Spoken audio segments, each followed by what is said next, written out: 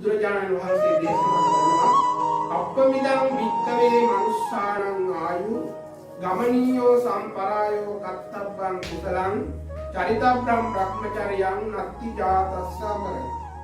අප්පමිදං වික්කවේ මනුස්සානං ආයු, මේ මිනිසාගේ ආයුෂය අල්පයි.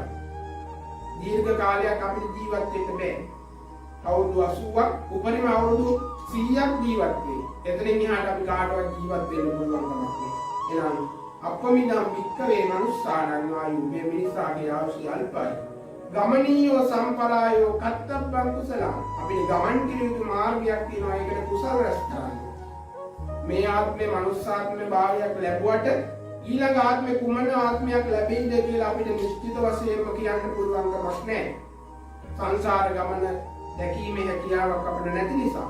එහෙනම් අප්පමිදං වික්කවේ මනුස්සානං ආයු ගමනීයෝ සම්පරායෝ කත්තබ්බං කුසලං, අපිට ගමන් කළ යුතු මාර්ගයක් තියෙනවා. එන්න කුසල රැස් කරන්න. චරිතබ්බං බ්‍රහ්මචර්යං, චරිතවත් ජීවිතයක් ගත කරන්න. චරිතවත් ජීවිතයක් කියලා කියන්නේ තමන්ගේ චරිතය රටට, ලෝකයට, සමාජයට, තමන්ගේ පවුලට, ආගමට, දහමට ගැළපෙන ආකාරයේ චරිතයක් ගොඩනගා ගන්න ඕනේ. චරිතබ්බං බ්‍රහ්මචර්යං, චරිතවත් ජීවිතයක්, බ්‍රහ්මචාරී ජීවිතයක් ගත කරන්න අපි යහපත් ජීවිතයක් ගත කරන්න ඕනේ. අන්න යහපත් ජීවිතයක් ගත කරන්නට නම් බුදුරජාණන් වහන්සේ අපිට දේශනා කරලා තියෙනවා බෞද්ධයාගේ නිත්‍ය සීලය, පංචශීලය. අන්න පංචශීලය ආරක්ෂා කරගෙන මේ ප්‍රතිපදාව රැකගෙන ගියාම චරිතවත් ජීවිතයක් ගත කරන්න පුළුවන්.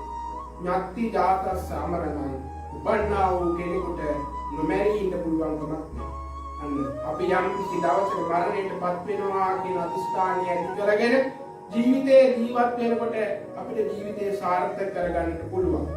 ඒ වගේම බුදුරජාණන් වහන්සේ දේශනා කරනවා අචිරං වත අයංකායෝ පඨවින් අදිසෙස්සති චුද්ධෝ අපේත විඥානෝ නිලත්තං කලින්ගරං.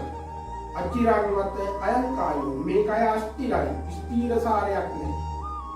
පඨවින් අදිසෙස්සති, මේ ශරීරය තුල ආවුස, උස්මාජ, විඥාන කියන තුනක් අපි ආරක්ෂා කරනවා.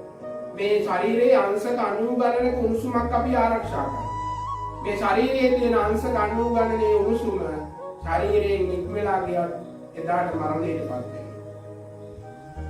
පඨවින් අදිසෙස්සති, මහා පොළොවට කඩාගෙන වැටෙනවා. චුද්ධෝ අපේත විඥානෝ නිරත්තං කලින්ගරං, මේ ශරීරයේ මහා පොළොව මත කඩාගෙන වැටුණාට පස්සේ